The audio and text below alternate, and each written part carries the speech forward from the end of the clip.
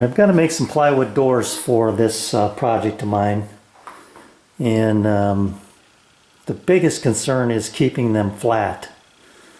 Now plywood by its nature is relatively flat, so I've got two identical pieces here that I'm going to do a little experiment on. So rather than just putting edging on like this, which a lot of people do and I've done as well, I'm going to see if I can strengthen the plywood as well as give it more opportunity to stay straight with this, by making a T-molding out of this rather than just edge molding or edge banding, I guess. So what I intend to do is, this is going to be my control piece.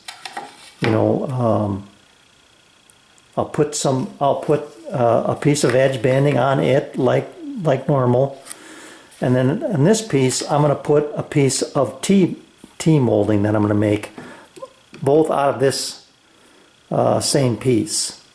So I'll rip off a piece for the edge, and then I'll make a piece of T molding that I'll embed into this by making a dado cut, and then making this piece fit that dado and provide edge banding at the same time.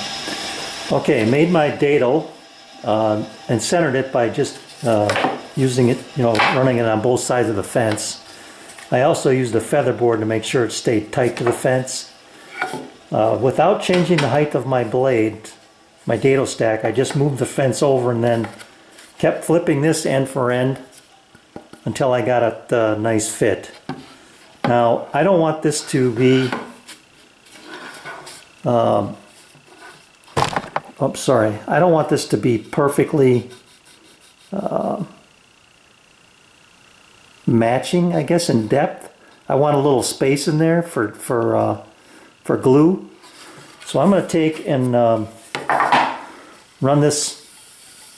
Take a hand plane and run it over a couple times just to give that little bit of space to make sure that when I do glue it, I'm going to get a nice tight bond to the plywood, you know, that it doesn't get hung up anywhere. So I'll do that. Rip this piece off, then rip a strip to edge band this one.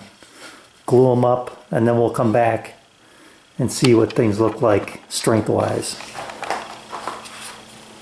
So here are my 4 pieces, and I tried to keep this the same width, and I think I did a pretty good job there. Well, I'm talking about the thickness of this and this part of the T. It's 3:30 Central Time,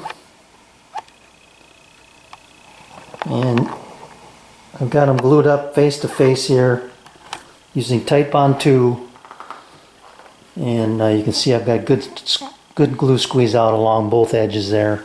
Okay, we're at 11:30 the next morning of the next day, and I'm going to take it out of the clamps, trim them both up, and not really worried too much about this glue removal, but I want to get them pretty much flushed up so that they are going to look like they would if I were doing it for the doors. And then I'm going to try and do some kind of a test to see which one is stronger. But you can see the difference here between the T molding and then just the edge banding with glued straight to the face frame with no T in it. And here goes nothing. I'm 63205. This is the piece without the no, this is the one with the T. Let's do this one first. This is the one without, and just face edge banding. Let's just see what happens when I step on it.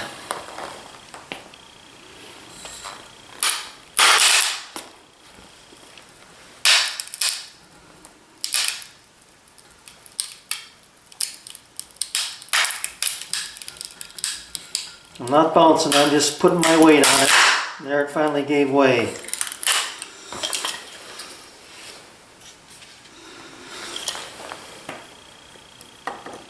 Alright, let's try the other one.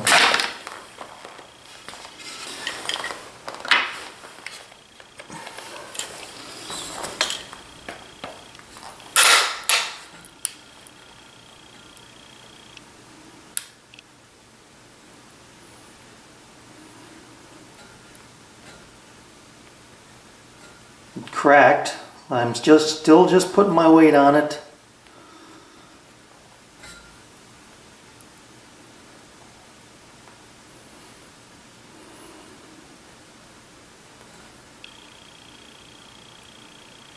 It's not going to move any more than that.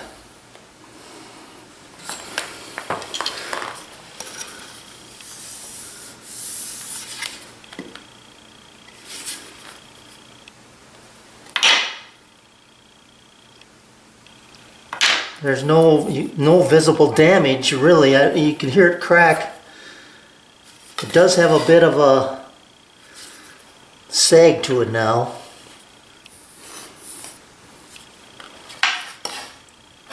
So,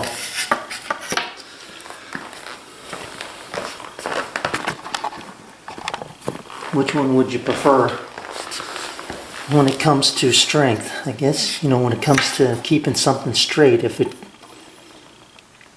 doesn't break, then it must be stronger and have a better chance of holding it in line.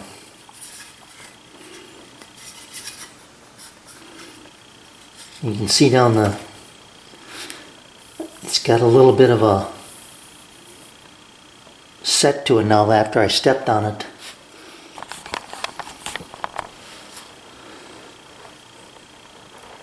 But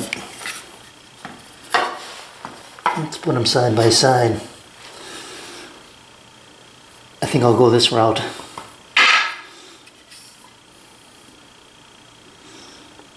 Thanks for watching.